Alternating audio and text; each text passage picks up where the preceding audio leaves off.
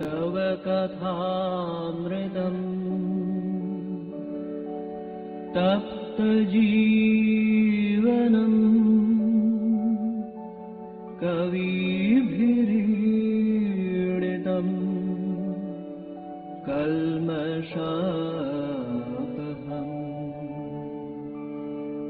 श्रवणमङ्गलम् श्रीमदाततम् भुवि गृह्णन्ति ये भूरिदा जनाः भुवि गृह्णन्ति ये भूरिदा जनाः।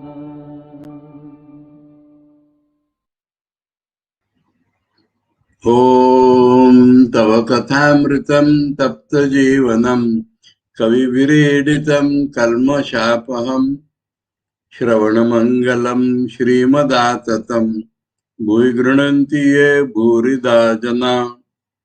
We are studying the Gospel of Sri Ramakrishna and we are in the conversations of 26th October 1884 and Thakur is talking to Mahima Charan. Let us read from next to what we read yesterday, page English 653. Master, worldly people ask from that point, and Bengali,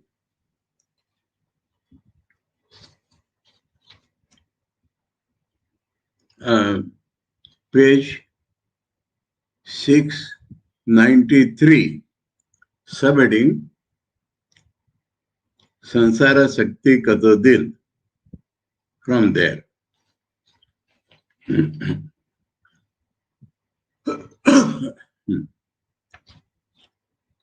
Master, worldly people ask why one does not get rid of attachment to woman and go. Why? Does not get rid of attachment to woman and God.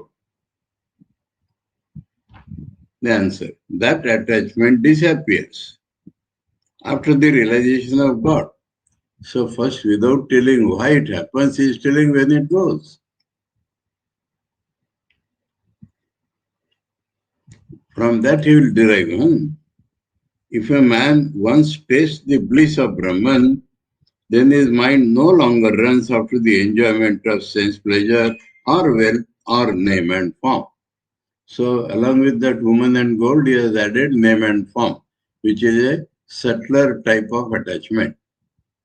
So, you get the answer? Because he wants some enjoyment basically. Now, if he realizes God, that is the real enjoyment, real bliss. And then only he will not like to share the old rubbish enjoyment. So that means unless he gets that, this will not go.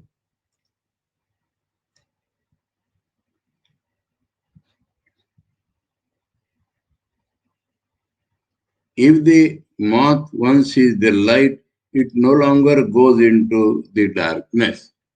So he has shown a big difference, now still bigger difference. Moth is somewhere in the darkness. But if he sees some light, he will give up that darkness and jump to that light. So here we see the diagonally opposite conditions.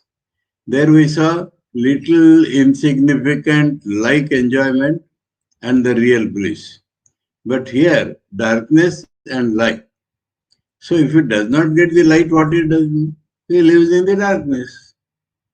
So the implication of both the examples is that he wants some enjoyment. The moth has somewhere to live. So unless he gets that, he lives with this.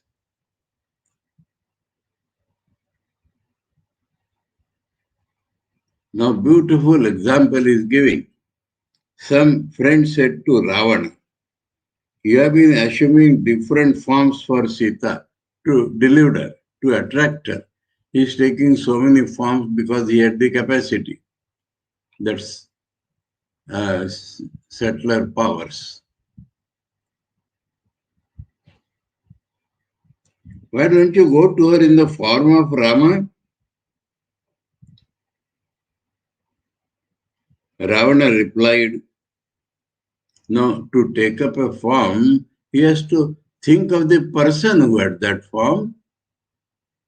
When I contemplate Rama, even the position of Brahma appears insignificant to me. The highest joy available before Brahmajnan is the life in the Brahma Loka." And Ravana says, if I think of Rama, the mind goes beyond Brahma Loka. So how will the mind want to enjoy Sita and come to her? The more you love the lotus feet of God,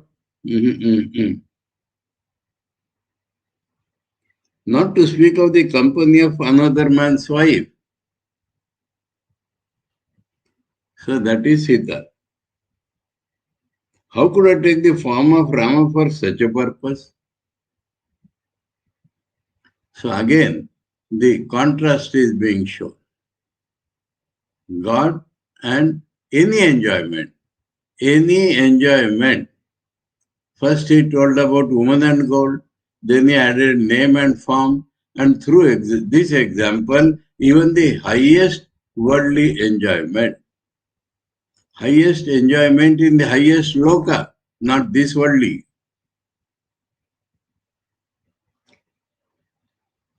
So these are the beautiful answers. All worship and spiritual discipline are directed to one end alone, namely to get rid of the worldly attachment. So why we are doing sadhana? To get rid of worldly attachment. How it will go? When we get the higher joy. The more you meditate on God, the less you will be attached to the trifling things of the world. So gradation here. The more you love the lotus feet of God, the less you will crave the things of this world or pay heed to creature comforts. You will look on another man's wife as your mother. So the outlook will change, the consciousness will change, the bhava will change. When you are loving the lotus feet of God, changes happen inside. It is not that something suddenly happens. The psychological changes, the change of attitude, these are the first signs. So, that is how that attachment will go. You will look on another man's wife as your mother and regard your own wife as your companion in spiritual life. So, tremendous departure from the previous will come. Other man's wife, mother. Your own wife, not sexual enjoyment, but partner in spiritual life. Diagonally opposite outlook. Thakur's replies are non-peril. One cannot find these in Vedanta books. Direct, practical.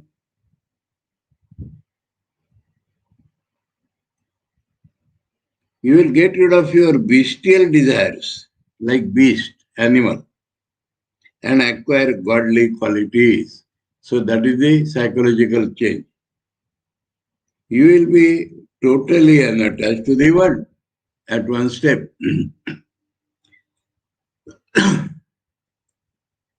Though you may still have to live in the world, you will live as a Jivan-Mukta. So the highest point. If love of the lotus feet of God comes, you will become Jivan-Mukta, though you may continue to live in the world. That topic is throughout going on. Yesterday we discussed that. The disciples of Sri Chaitanya lived as householders in a spirit of detachment. So examples are there. Disciples of Chaitanya. They were married, they were householders, but they did not feel attachment to the world. You may quote thousands of arguments from Vedanta philosophy to a true lover of God. Aha. And try to explain the world as a dream, but you cannot shake his devotion to God. So, one who has love for God cannot be shaken by arguments. In spite of all your efforts, he will come back to his devotion. Come back means he will listen to what you are saying.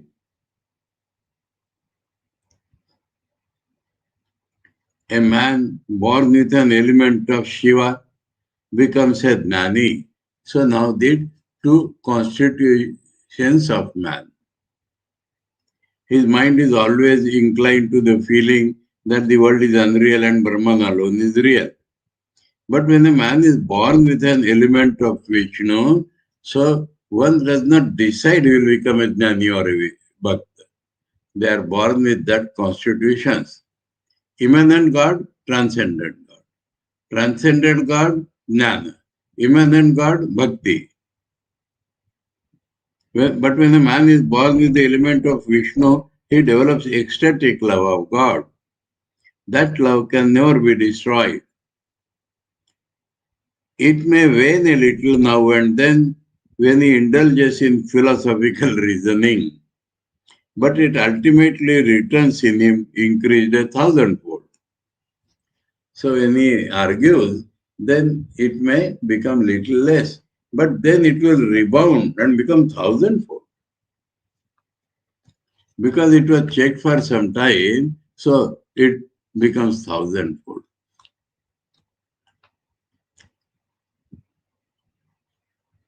Complete answer to the questioner. After the devotees had left the master, Mahima Charan brought Hazra to the room. M was present. Mahima said to Sri Ramakrishna, Sir, I have a complaint against you. Why have you asked Hazra to go home? He has no desire to return to his family. Master, his mother-in-law has told Ramlal how much he is suffering on account of his being away from home. So I have asked Hazra to go home, at least for 3 days, and see her. Can anyone succeed in spiritual life discipline if it causes suffering to his mother?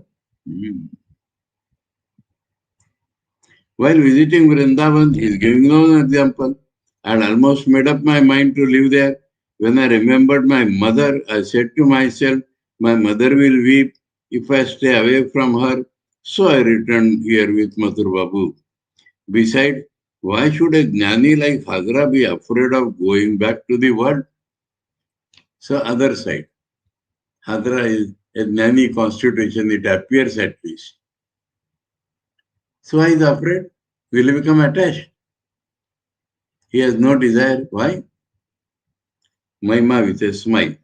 Sir, that would be a pertinent question if Hazra were a Jnani. So Mahima knows. Master smiling. Oh, Hazra has attained everything. That is how Hazra is to pose. He has just a little attachment to the world because of his children and a small debt. So this is Thakur's humor. As people say, my aunt is now in perfect health, only she is slightly ill. So he shows the contradiction in Hazra's character.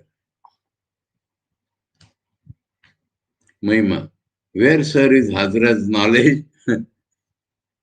He wants to see. Master smiling. Oh, you don't know. Everybody says Hazra is quite a man. Everybody knows that he lives in the Dakshineshwar temple garden. That is how Hazra wanted to pose to the world. And Thakur knows it well. So people take him as describing. People talk of nothing but Hazra. Who would bother to mention my name? Because he is showing himself before people, Thakur is joking at him. Hazra. All laugh there, huh? They know well. But devotees had left, he says. Only master was present. Anyway, they might have come back. Hazra. Yes, sir. You, sir, are incomparable. You have no peer in the world, therefore nobody understands you. That is for momentary, huh? To praise him, to flatter him rather. Master, there you are. To be sure, no one can have dealings with the incomparable. Oh. So he said, you are incomparable.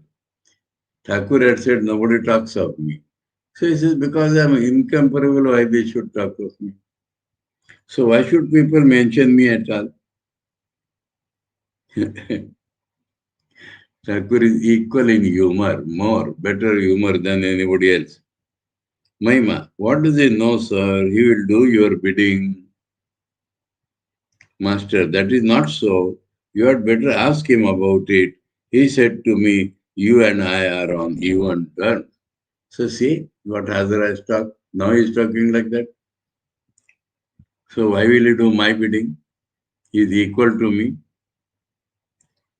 Mahima, he argues a great deal. That much he knows. Master, now and then he teaches me a lesson. Allah, they see the impossibility. Sometimes I scold him when he argues too much. Later, when I am lying in bed inside the mosquito curtain, I feel unhappy at the idea of having offended him.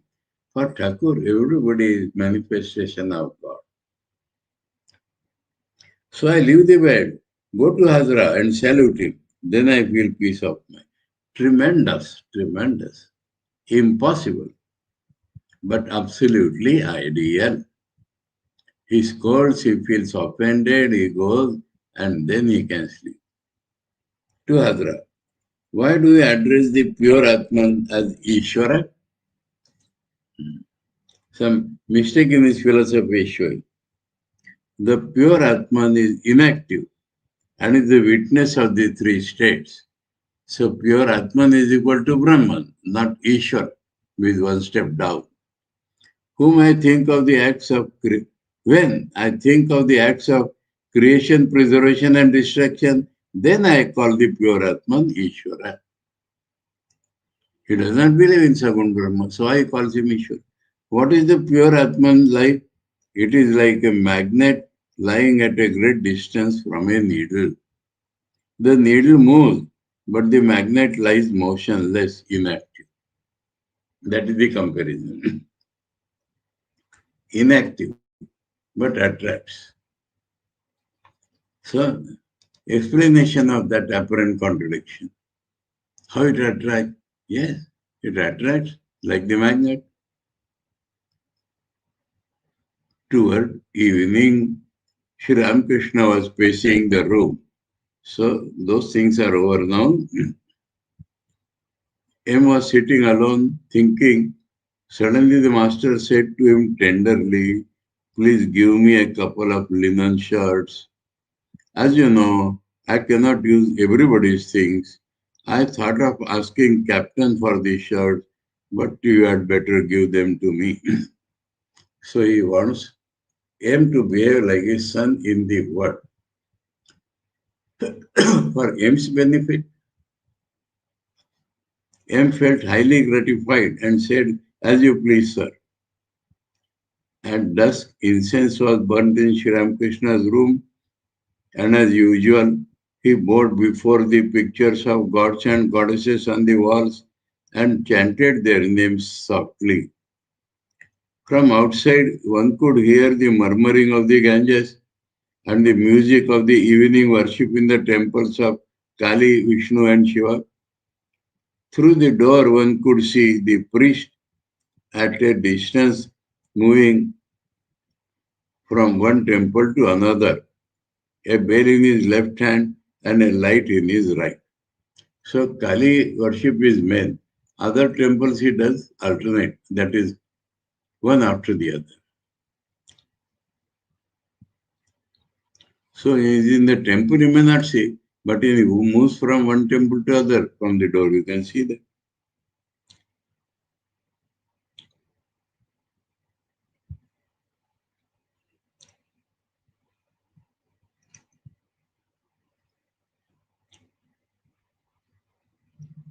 Now a bell is in his hand, and that goes with the arati. But the attendant takes a gong along with him.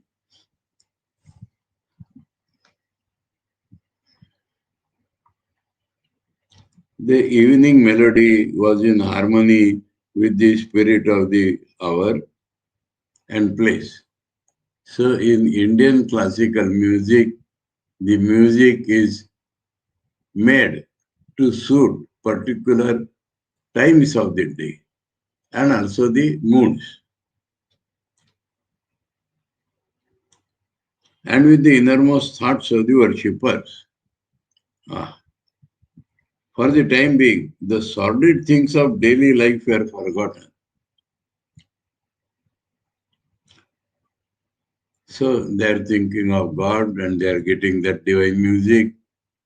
Later, Sri Ramakrishna was seated in his room in his usual blissful mood. Ishan had come from Calcutta. He had burning faith in God. He used to say, if a man leaves the house with the hallowed name of Durga on his lips, then Shiva himself protects him with his celestial weapon. That was his faith. So he has come in the night. Master to Ishan, you have great faith, but I haven't so much. Allah. Why he has not so much? Because he is experiencing. God can be realized only through faith. Ishan, yes, sir. Thakur has already realized. Master, you practice religious rites, japa, fasting, and the like. That is very good. If a man feels sincerely drawn to God, then God makes him practice all these disciplines. So if you are devoted to God, God sees that you make proper sadhana. The devotee will certainly realize God if he practices them without desiring their results. So these are rituals. Normally they produce results. A devotee observes many rites because of the injunction of the scriptures. Such devotion is called Vaidhi Bhakti, ritualistic bhakti. But there is a higher form of devotion known as Raga Bhakti, loving devotion, which springs from yearning and love for God. Prahlad had such devotion. So he is telling Ishan that you have to go to that level. When the devotee develops that love, he no longer needs to perform prescribed rites. So he is encouraging the rites, but telling him that there is higher state and he should aim for that. Then he will not stick to these rites. Each man according to his need. So we pass on to November 9, 1884. Why the day is not mentioned? Normally, the day also is mentioned.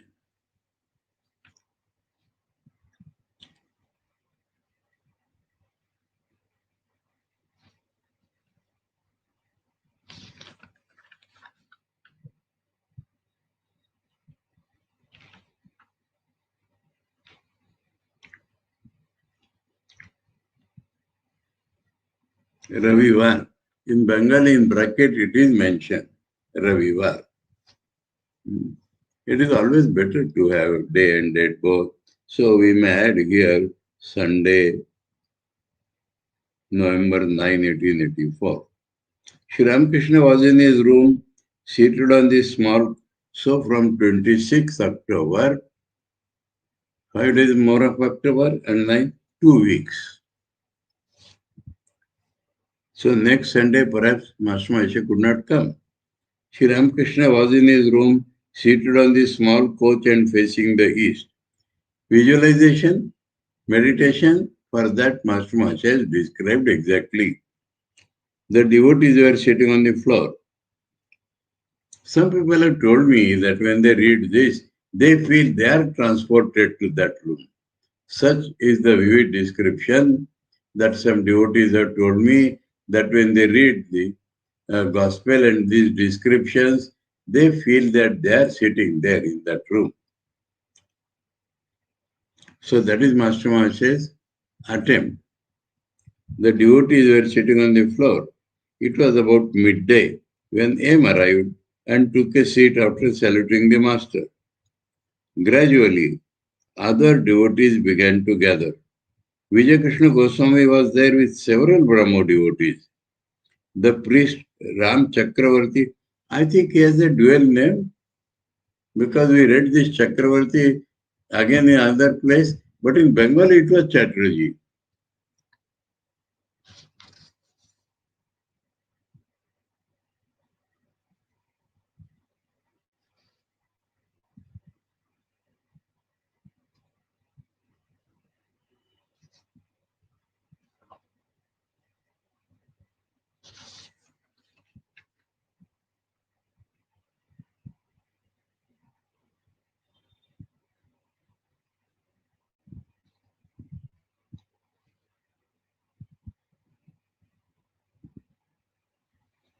Here in Bengali also Chakravarti is there.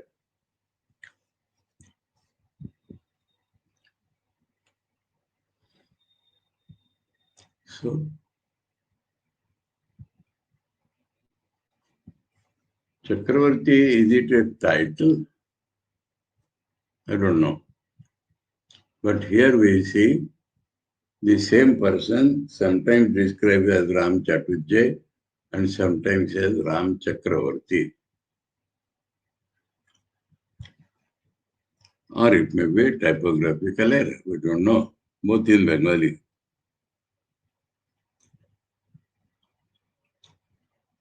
Mahima Charan, Narayan and Kishori arrived a few minutes later. So Mahima Charan seems to be a frequent visitor. It was the beginning of winter. Sri Ramakrishna had felt the need of some shirts and asked him to bring them. Besides two broadcloth shirts, M had brought another of a heavy material for which Sri Ramakrishna had not asked. He had said linen, that is cotton. Master to him, you had better take that one back with you. You can use it yourself. There is nothing wrong in that. Tell me, what kind of shirt did I ask you to bring? Oh, he is wanting him to verify. M. Sir, you told me to get you plain ones. You didn't ask me to buy the heavier one. Master, then please take that one back. To Vijay and the others, you see, Dwarika Babu gave me a shawl. The Marwadi devotees also brought one for me. I couldn't accept.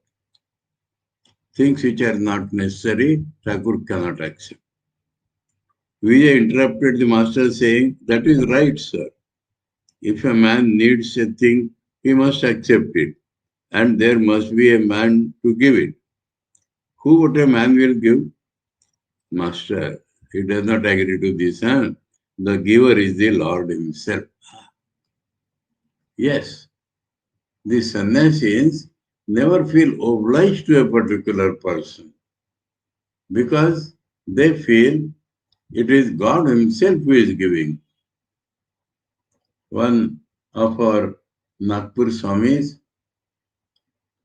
Mahaprabhuji's disciple, used to sing now and then in Marathi. Do we eat from somebody? No, that Rama gives us our food.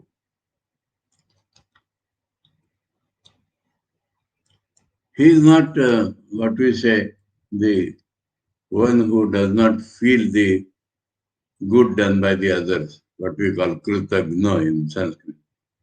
That is not the case. But ultimately, he is dependent on God. Here, Thakur has asked Master Mahasaya to give. And even then he is telling. The giver is the Lord himself. The mother-in-law said to her daughter-in-law, my child, I see that everybody has someone to render him a little personal service. It would be so nice if you could find someone to massage your feet. The daughter-in-law said, Mother, God himself will massage my feet. I don't need anyone else. Faith, devotion. She spoke thus because she was a sincere lover of God. So it tells in somebody else's name also. Once a fakir went to the Emperor Akbar to ask for money. The emperor was saying his prayers. He prayed, O Lord, give me money, give me wealth. The fakir started to leave the palace. But the emperor motioned him to wait. After finishing his prayer, Akbar came to the holy man and said, why were you going away? The fakir replied, you yourself were begging for money and wealth. So I thought that if I must beg, I would beg of God and not of a beggar. That is the spirit. Vijay, I saw a sadhu at Gaya. He did not take the initiative in anything. One day he wanted to feed some devotees. Suddenly we found that butter, flour, fruits and other foodstuff had arrived from no one knowing where. Master to Vijay and the others. There are three classes of sadhus. Good, mediocre and bad. The good sadhu makes no effort to get his food. The dandis, among others, belong to the mediocre. Dandis, sadhus, by force of their becoming old, not through vairagya. And so they have belong to the mediocre and bad classes. To get food, the mediocre sadhu will knock at the door of a house and say, Namo Narayana. The bad sadhu starts a quarrel if he does not get his alms. Thakur has seen all these sadhus. Bad sadhu. Shankar says, for the sake of food, they have taken up Gweruatla. And I have seen several of such in Rishikesh. But even Shankar's time, it was the same case. So Thakur is telling, the good sadhu behaves like a python. Ajagara vritti, he does not move. That is better than Madhukari, higher than Madhukari. He sits in one place and the food comes to him. The python doesn't move from where it is. So Vijay told something, Thakur take the occasion to describe the general rules. The python doesn't move from where it is. A young sadhu who had been a brahmachari from his boyhood went out to beg. A young girl offered him alms. The sadhu saw her breast and thought she had abscesses. He asked about them. The elderly woman of the family explained that she would someday be a mother and that God had given her breast to give milk to her children. God had provided for all this beforehand. At these words, the sadhu was struck with wonder. He said, then I don't need to beg. God must have provided for me too. That is the spirit of the sadhu.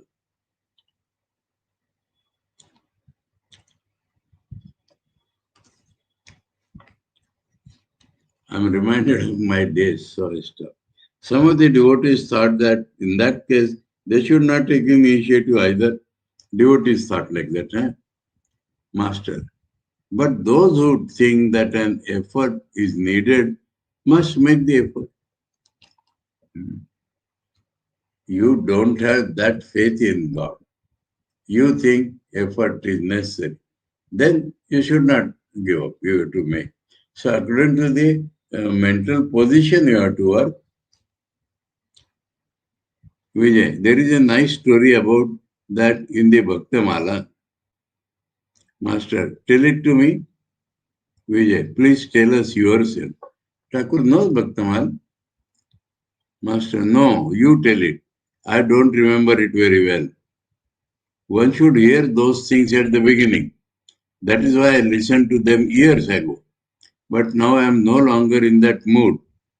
Hanuman said, I don't know the position of the stars or the phase of the moon. I only think of Rama. So I don't remember. But you want to tell, you please tell. The Chataka bird craves only rainwater. Even when he is dying of thirst, it turns its beak upward and wants only water from the sky.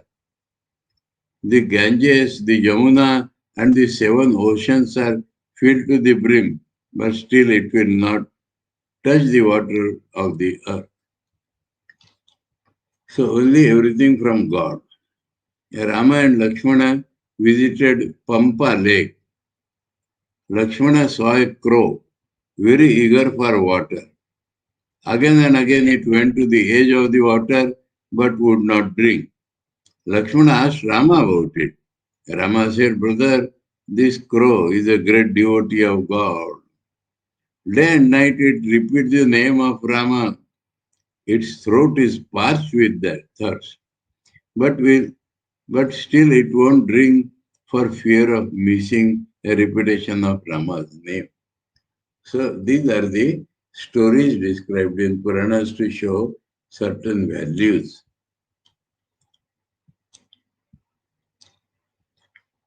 But in actual life, these things are there. When Sri Ramakrishna's disciples were doing tapasya in Baranagar Math, one of the Swamis, most early, I don't remember the name, Latu Maharaj or somebody, Sarada Maharaj, he did not want to take food because he was doing his japa.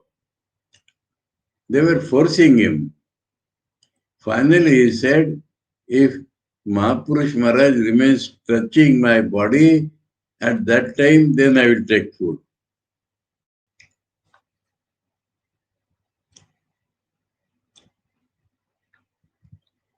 On a full moon night, I said to Haladari, brother, is it the night of the new moon? Allah. That means nothing of the world is remembered. His mind soars high. So even on Purnima, he is asking about Amavasya. People laugh at that idea, but that is fact in Thakur's life. Hanuman said, I don't remember the Tithi. So Thakur is actually showing that. Smiling. Yes, it is true. Once I was told that a characteristic of a man of perfect knowledge is that he cannot distinguish between the full moon and the new moon.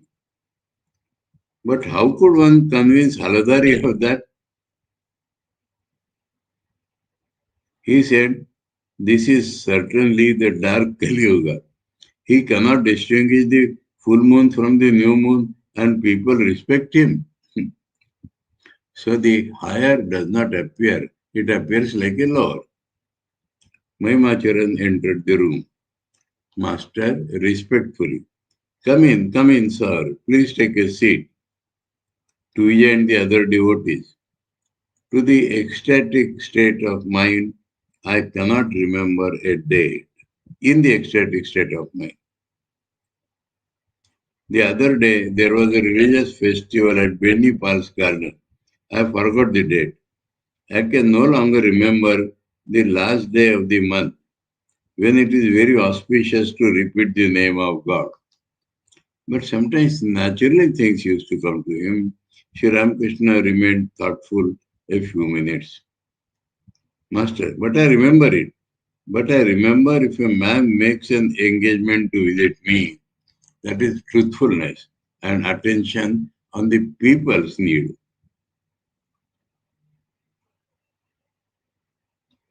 A man attains this state when his mind is 100% absorbed in God. When Hanuman returned from Ceylon, Rama said to him, you have seen Sita? Tell me, How did you find her? That is, during the Vanavas, errands were sent to trace Sita, and Hanuman could find her, talk to her, and come back to Rama. At that point, he is asking.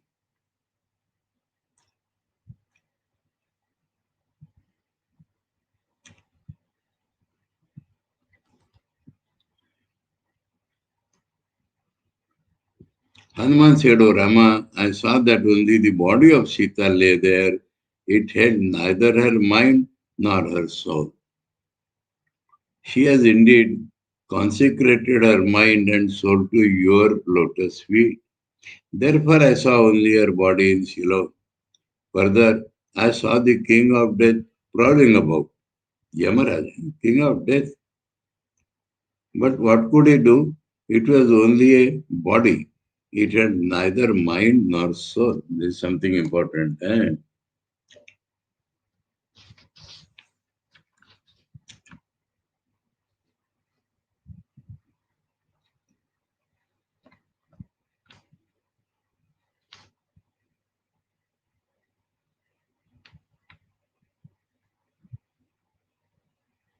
Yamaj, yeah.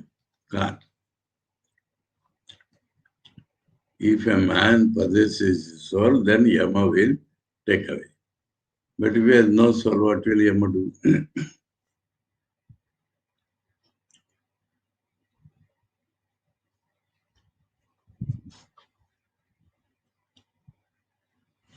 If you meditate on an ideal, you will acquire its nature.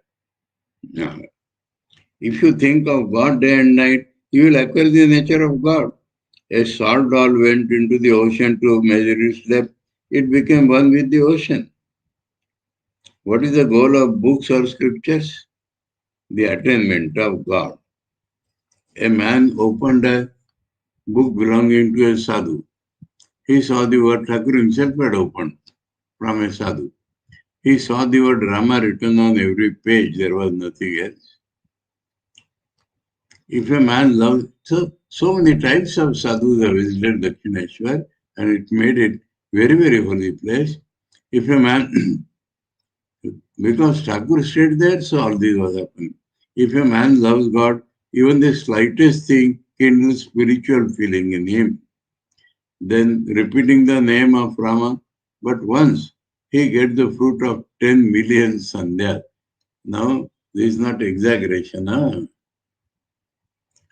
10 million sandhya, and once repeating the name of Rama. But the experience, the consciousness, the amount of love, that matters.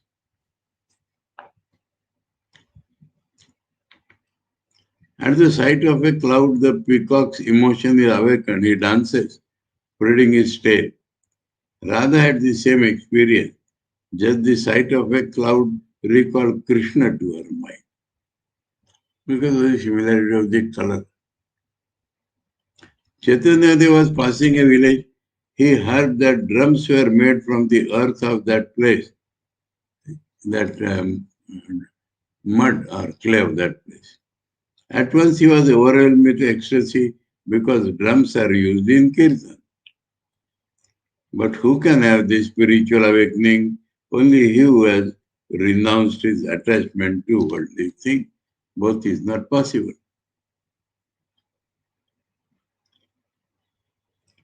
If the sap of attachment is totally dried up to any man, the slightest suggestion kindles his spiritual emotion. That is, comparing with a wet matchstick, he is telling. Though you strike a wet match 1,000 times, it will not produce a spark.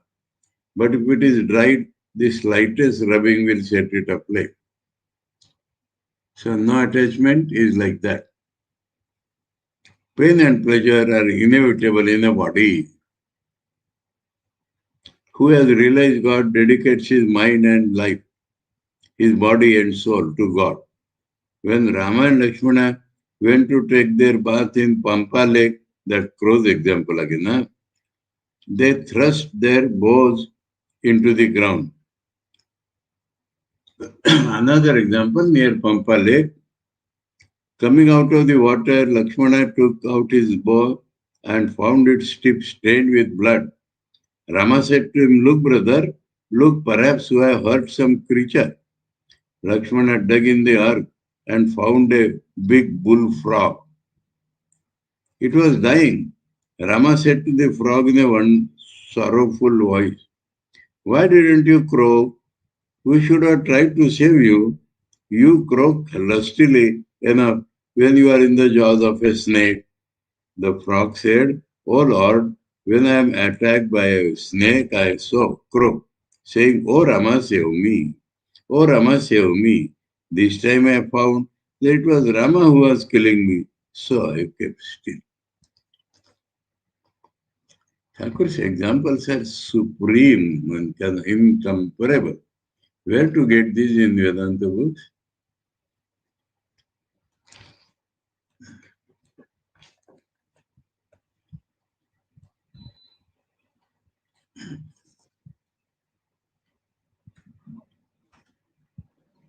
Sri Ramakrishna remained silent a few moments, watching the devotees.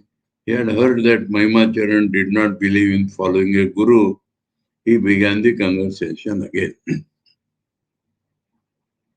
"Master, a man should have faith in the words of his guru. He doesn't have to look into his guru's character. Though my guru visits the grog shop, still he is the embodiment of eternal bliss." There is a saying in Bengal.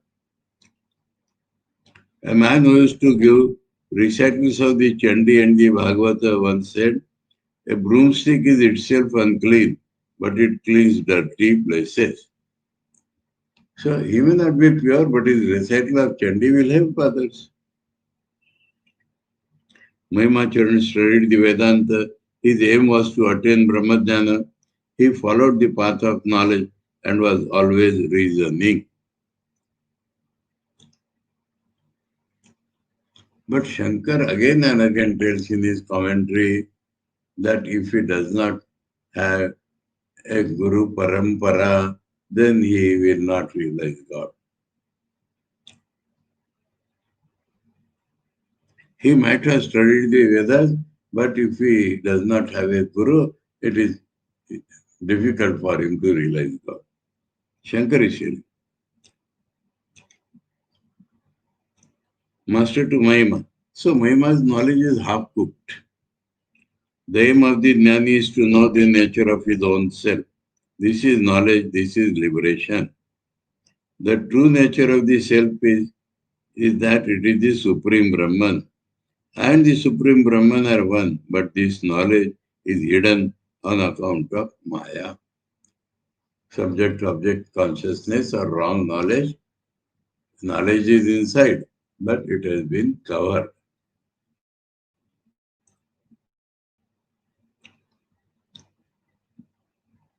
I said to Harish, "This is the whole thing. The gold is hidden under a few basketfuls of earth, and you must remove the earth." So, previous conversation, he repeats, the bhaktas retain eye consciousness, the jnanis do not. Nanta used to teach how to establish oneself in the true self, saying, "Merge the mind in the buddhi and the buddhi in the atman, then you will be established in your true self." So that is from the Kathāmrita. But the I persists. It cannot be got rid of. Imagine a limitless expanse of water. Above and below, before and behind, actually infinite. Right and left, everywhere, there is water. In that water is placed a jar filled with water. There is water inside the jar and water outside, but the jar is still there. The I is the jar.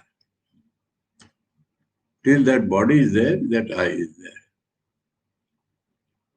Even after attaining knowledge, the jnani keeps his body as before. But the fire of knowledge burns away his lust and other passions.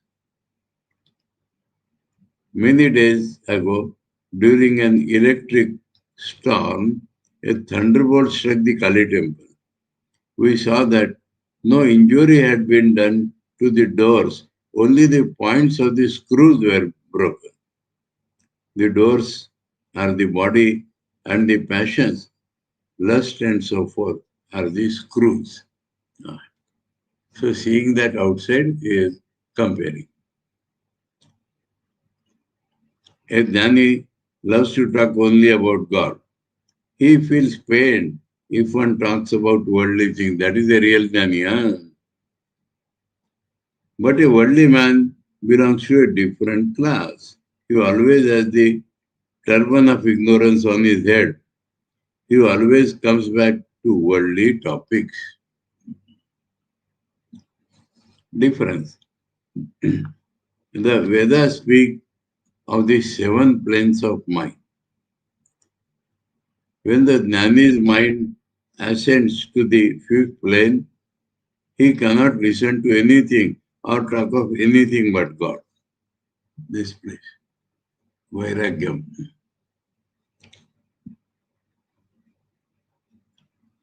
At that stage, only words of wisdom come from his lips. Both sided. He does not listen, he does not talk.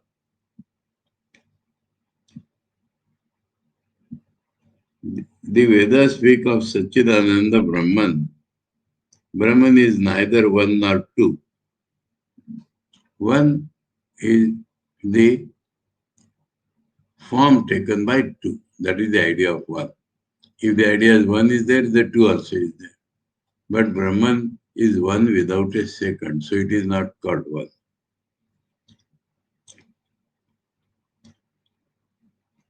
It is between one and two.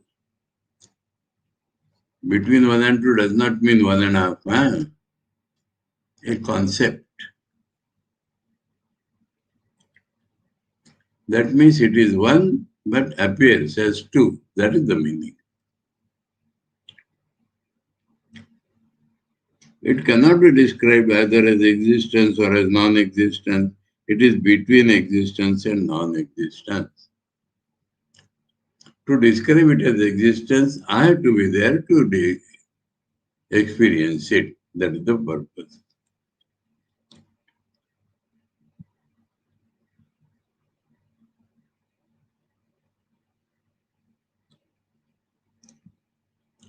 When the devotee develops Raga Bhakti, passionate love of God, he realizes Him. But one loses Vaidhi Bhakti, formal devotion, as easily as one gains it. But, so formal devotion comes and goes away. When love of God is developed, then that remains.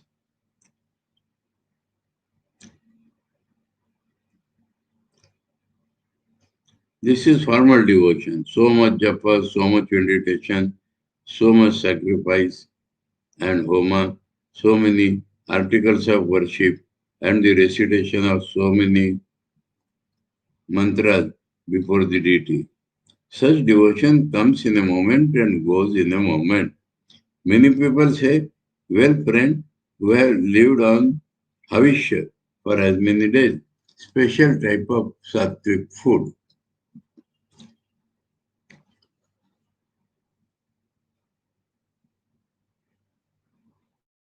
How many times we have worshipped the deity at our home and what have we achieved? So, that is the experience of people. But there is no falling away from Raga Bhakti. And who gets this passionate love for God? And who gets this passionate love for God? Those who have performed many meritorious deeds in their past births, or those who are eternally perfect. Think of a dilapidated house. For instance, while cleaning away the undergrowth and rubbish, one suddenly discovers a fountain fitted with a pipe. It has been covered with earth and bricks, but as soon as they are removed, the water shoots up. So that is the simile for a real perfected bhakta. Those who have passionate love for God do not say any such thing as, "Oh brother, how strict I have been about food." They do not boast. But what I have achieved, new farmers give up cultivating if their fields do not yield any crops. But hereditary fish farmers will continue to cultivate their fields whether they get a crop or not. That is the difference. Huh? Their fathers and grandfathers were farmers. They know that they too must accept farming as their means of livelihood. Only those who have developed raga bhakti for God may be called his sincere devotees. God becomes responsible for them. If you enter your name in a hospital register, the doctor will not discharge you until you are cured. So that is how God will look after you. Those who are held by God have nothing to fear. The son who holds to his father while walking along the narrow ridge of a paddy field may slip if he absent-mindedly lets go his father's hand. But if the father holds the son by the hand, there is no such danger. So, spirit of surrender is still him. Yes, sir. No, no. Is there anything that is impossible for faith? And a true devotee has faith in everything. The formless reality, God with forms, Rama, Krishna, and we shall take up this tomorrow. Monday. Om Tava Kathāmritam Tapta Jivanam Kaviviridhitam Kalmashapaham Shravanamangalam Shrimadaatatam Bhuvi Grunanti Ye Bhurida Jana Om Shanti Shanti Shanti Hari Om Sri Ramakrishna Arpanamastu. Hari Om Tat Sat.